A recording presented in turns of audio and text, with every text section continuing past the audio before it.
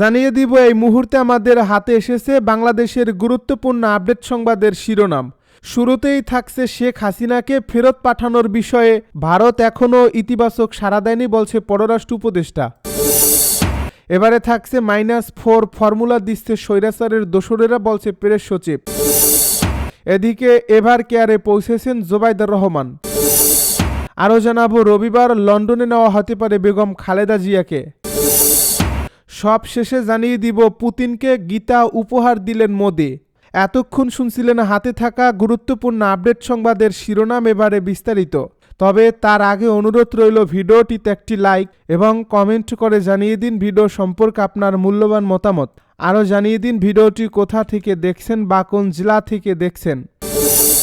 শেখ হাসিনাকে ফেরত পাঠানোর বিষয়ে ভারত এখনও ইতিবাচক সাড়া দেয়নি বলছে পররাষ্ট্র উপদেষ্টা। পররাষ্ট্র উপদেষ্টা তৌহিদ হোসেন জানিয়েছেন, জুলাইয়ের গণ অভ্যুত্থানে ক্ষমতাচ্যুত প্রধানমন্ত্রী শেখ হাসিনাকে ভারত থেকে ফেরত পাঠানোর বিষয়ে বাংলাদেশে এখনও ইতিবাচক সাড়া পায়নি। শুক্রবার সকালে রংপুর সার্কিট হাউসে সাংবাদিকদের সঙ্গে আলাপকালে তিনি এ তথ্য জানান। তৌহিদ হোসেন বলেন, আমরা চেয়েছি সাজাপ্রাপ্ত ও সর্বোচ্চ আদালতের শাস্তি পাওয়া শেখ হাসিনাকে ফেরত পাঠাতে, কিন্তু ইতিবাচক সাড়া এখনও পায়নি। বিষয়টি সময় সাপেক্ষ, একদিনে বা 7 দিনে কোনো পরিবর্তন আশা করা ঠিক হবে না। তিনি বিএনপি চেয়ারপারসন বেগম খালেদা জিয়ার লন্ডন যাত্রা প্রসঙ্গে বলেন, আজকে তিনি লন্ডনে যাচ্ছেন না। এয়ারক্রাফটের কিছু টেকনিক্যাল সমস্যা দেখা দিয়েছে, যার ফলে 1-8 দিনের দেরি হতে পারে। তবে তারেক রহমানের দেশে ফেরার বিষয়ে তিনি কোনো তথ্য জানাতে পারেননি। অন্তর্বর্তী সরকারের ফেব্রুয়ারি নির্বাচনের দিকে ইঙ্গিত করে তৌহিদ হোসেন বলেন, আমাদের সময় সীমিত, আশা করি সঠিকভাবে নির্বাচন হবে এবং নির্বাচিত প্রতিনিধিদের হাতে দেশের ভার হস্তান্তর করা হবে। আমরা গত 1-1.5 বছর চেষ্টা করেছি এমন একটি পথ নির্দেশনা তৈরি করতে যা ভবিষ্যতের সরকারকে সহায়তা করবে। সংস্কার কার্যক্রম নিয়ে তিনি বলেন, অনেকে আশা করেছিলেন আমরা সব সংস্কার শেষ করে দেব, তা সম্ভব নয়, দীর্ঘ সময় লাগবে। তবে আমরা শুরু করে দিয়েছি, বাকিটা ভবিষ্যৎ সরকারের জন্য পথ প্রদর্শক হিসেবে থাকবে। -4 ফর্মুলা দিচ্ছে স্বৈরাচারের দোসররা বলছে প্রেস সচিব। বিএনপির ভারপ্রাপ্ত চেয়ারম্যান তারেক রহমানের দেশে ফেরা নিয়ে কোনো বাধা নেই বলে জানিয়েছেন অন্তর্বর্তী সরকারের প্রধান উপদেষ্টার প্রেস সচিব শফিকুল আলম। একই সঙ্গে তিনি বলেছেন, যারা -4 ফর্মুলা দিচ্ছে তারা স্বৈরাচারের দোসর। শুক্রবার সকালে মাগুরা সরকারি মডেল স্কুল মাঠে আন্তঃকলেজ ফুটবল টুর্নামেন্ট উদ্বোধন শেষে সাংবাদিকদের প্রশ্নে তিনি একথা বলেন। প্রেস সচিব বলেন, তারেক রহমানের দেশে ফেরা নিয়ে সরকারের পক্ষ থেকে কোনো বাধা নেই। তারেক রহমানের দেশে ফেরা সম্পূর্ণ তার ব্যক্তিগত বিষয় এবং তার দলের বিষয়। -4 ফর্মুলা নিয়ে রাজনৈতিক বিষয় প্রশ্নে তিনি বলেন, যারা -4 ফর্মুলার কথা বলছে তারা স্বৈরাচারের দোসরের দল থেকেই এসেছে।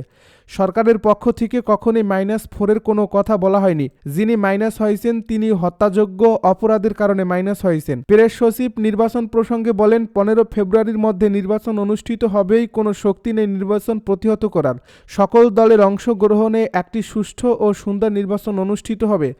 জাতীয় পার্টি নির্বাচনে অংশ নেবে কিনা এমন প্রশ্নে তিনি বলেন, জাতীয় পার্টি একটি স্বৈরাচারের দোসর দল। জাতীয় পার্টি এখনও ব্যান্ড হয়নি। জাতীয় পার্টি সম্পর্কে আমাদের অবস্থান স্পষ্ট। তারা নির্বাচন করতে চাইলে সেটি তাদের নিজস্ব সিদ্ধান্ত। তিনি বলেন, তবে ইতিহাস বলবে জাতীয় পার্টি স্বৈরাচারের ভয়ঙ্কর রকমের দোসর ছিল। আওয়ামী লীগ যেসব অপকর্ম করেছে তা করছে জাতীয় পার্টির সহযোগিতায়। এভার কেয়ারে পৌঁছেছেন জোবাইদার রহমান। ঢাকার হজরত শাহজালাল আন্তর্জাতিক বিমানবন্দর থেকে রওনা করে এভার কেয়ার হাসপাতালে পৌঁছেছেন বিএনপির ভারপ্রাপ্ত চেয়ারম্যান তারেক রহমানের স্ত্রী জোবাইদা রহমান। শুক্রবার বেলা 11:53 তিনি হাসপাতালে পৌঁছান। এর আগে বেলা 11:15 দিকে তাকে বহনকারী বাংলাদেশ বিমানের BG-302 বিমানটি ঢাকার হজরত শাহজালাল আন্তর্জাতিক বিমানবন্দরে পৌঁছায়। তার আগে বৃহস্পতিবার লন্ডনের স্থানীয় সময় সন্ধ্যা 6টার দিকে বাংলাদেশের উদ্দেশ্যে রওনা করেন তিনি। এদিকে শুক্রবার সকালে বিএনপি মহাসচিব মির্জা ফখরুল ইসলাম আলমগীর জানান, কারিগরি ত্রুটির কারণে আজ আসছে না কাতার আমিরের বিশেষ এয়ার অ্যাম্বুলেন্স, যার ফলে বিএনপি চেয়ারপারসন বেগম খালেদা জিয়াকে লন্ডনে নিয়ে যাওয়ার বিষয়টি কিছুটা বিলম্ব হবে।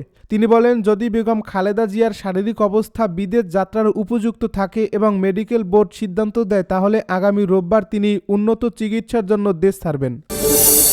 রবিবার লন্ডনে নেওয়া হতে পারে বেগম খালেদা জিয়াকে। বিএনপি মহাসচিব মির্জা ফখরুল ইসলাম আলমগীর জানিয়েছেন, আগামী রবিবার বিএনপি চেয়ারপারসন দেশনেত্রী বেগম খালেদা জিয়াকে লন্ডনে নেওয়া হতে পারে।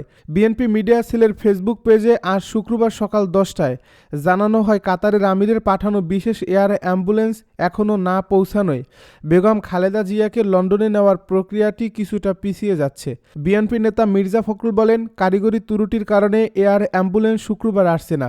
সবকিছু স্বাভাবিক থাকলে এটি শনিবার পৌঁছাতে পারে। তিনি আরও বলেন, ম্যাডামের শারীরিক অবস্থা যদি যাত্রার জন্য উপযুক্ত থাকে এবং মেডিকেল বোর্ড সিদ্ধান্ত দিলে তাহলে ইনশাল্লাহ 7 তারিখ তিনি লন্ডনের উদ্দেশ্যে রওনা দেবেন।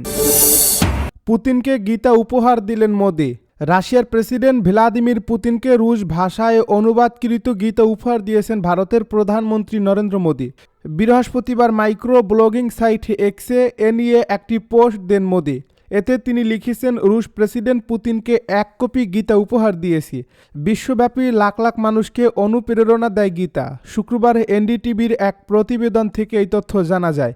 এদিকে 27 ঘন্টার এই সফরে ভারতের রাজধানী নয়াদিল্লিতে পৌঁছেছেন রাশিয়ার প্রেসিডেন্ট ভ্লাদিমির পুতিন। ইউক্রেন যুদ্ধ শুরুর পর প্রথম ভারত সফরে বৃহস্পতিবার স্থানীয় সময় সন্ধ্যা 6:35 দিল্লিতে পৌঁছেছেন তিনি। এ সময় দিল্লির ইন্দিরা গান্ধী আন্তর্জাতিক বিমানবন্দরে তাকে স্বাগত জানান ভারতের প্রধানমন্ত্রী নরেন্দ্র মোদি।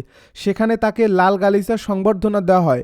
এদিন সন্ধ্যায় দিল্লির পালামে ইন্দিরা গান্ধী আন্তর্জাতিক বিমানবন্দরে ভ্লাদিমির পুতিনকে স্বাগত জানিয়েছেন নরেন্দ্র মোদি। বিমান থেকে নামার সঙ্গে সঙ্গে রুশ প্রেসিডেন্টকে আবেগ আপ্লুত হয়ে জড়িয়ে ধরেন ভারতের প্রধানমন্ত্রী। সেখান থেকে একই গাড়িতে করে যাত্রা শুরুর আগে দুই নেতা করমর্দন করেন এবং পরস্পরকে জড়িয়ে ধরেন। গত বছরের জুলাইয়ে মস্কো সফরে রুশ প্রেসিডেন্ট ভ্লাদিমির পুতিন নরেন্দ্র মোদির জন্য ব্যক্তিগত নৈশভোজের আয়োজন করেছিলেন। সেই আয়োজনের প্রতিক্রিয়ায় পুতিনের জন্য দিল্লিতে ব্যক্তিগত নৈশভোজের আয়োজন করছেন মোদি। এ প্রতিবেদনে বলা হয়, শুক্রবার সকালের দিকে দুই নেতার মাঝে বৈঠক অনুষ্ঠিত হবে। এরপর রাষ্ট্রপতি ভবনে রুশ প্রেসিডেন্টকে আনুষ্ঠানিক অভ্যর্থনা জানানো হবে। পরে ভারতের সর্বোচ্চ স্তরের দ্বিপাক্ষিক আলোচনার ঐতিহ্যবাহী স্থান হায়দ্রাবাদ হাউসে দুপুরের খাবার সারবেন তিনি। তার আগে সকালে রাজঘাটে মহাত্মা গান্ধীর প্রতি শ্রদ্ধা জানানোর কথা রয়েছে পুতিনের।